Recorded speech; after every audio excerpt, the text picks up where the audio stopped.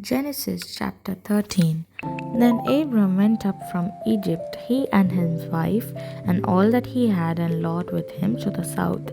And Abram was very rich in livestock, in silver, and in gold. And he went on his journey from the south as far as Bethel, to the place where his tent had been at the beginning, between Bethel and Ai, to the place of the altar which he had made there at first. And there Abram called on the name of the Lord. Lot also, who went with Abram, had flocks and herds and tents.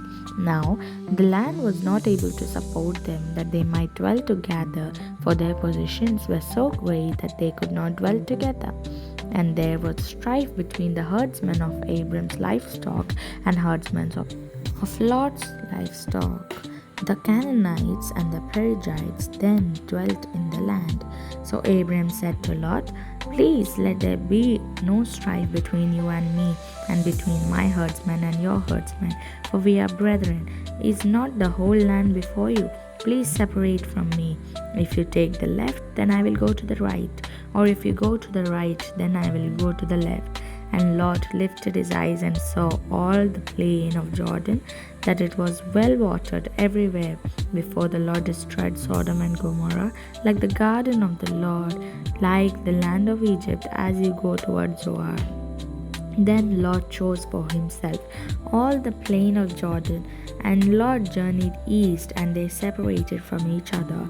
Abram dwelt in the land of Canaan, and Lot dwelt in the cities of the plain, and pitched his tent even as far as Sodom. But the men of Sodom were exceedingly wicked and sinful against the Lord. And the Lord said to Abram, after Lot had separated from him, "Lift your eyes now and look from the place where you are, northward, southward, eastward, and westward. For all the land which you see I give to you and your descendants forever. And I will make your descendants as the dust of the earth, so that if a man could number the dust of the earth, then your descendants could also be numbered. Arise, walk in the land through its length and its width, for I will give it to you."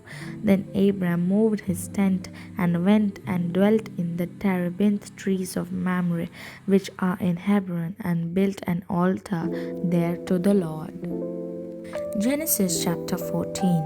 And it came to pass in the days of Amraphel, king of Shinar, Arioch, king of Elasar, Chedorlaomer, king of Elam, and Tidal, king of nations, that they made war with Bera, king of Sodom, Bersha, king of Gomorrah, Shenab, king of Admah, Shemeber, king of Zeboim, and the king of Bela, that is Zaor. All these joined together in the valley of Siddim, that is the salt sea.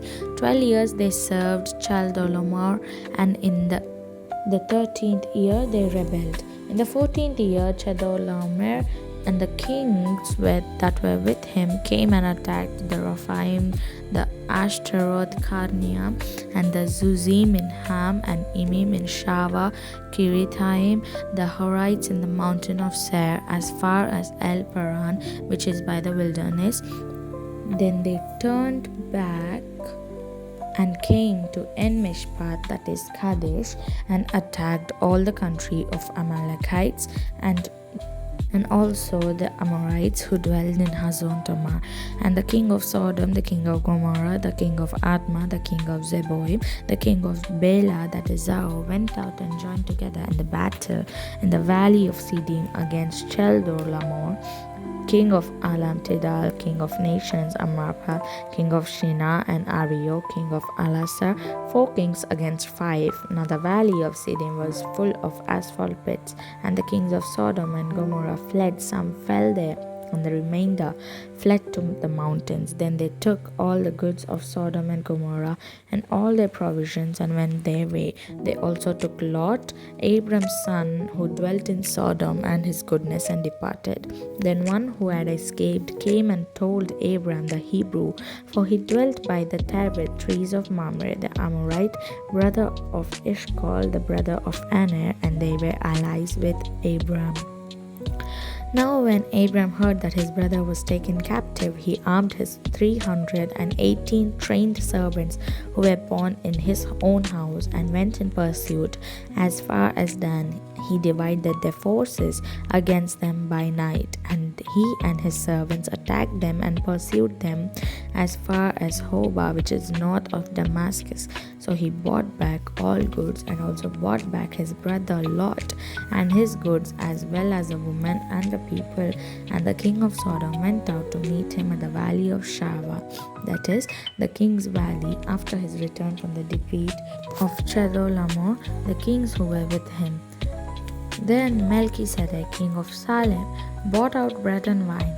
He was a priest of God Most High, and he blessed him and said, Blessed be Abram of God Most High, possessor of heaven and earth, and blessed be God Most High, who has delivered your enemies into your hand.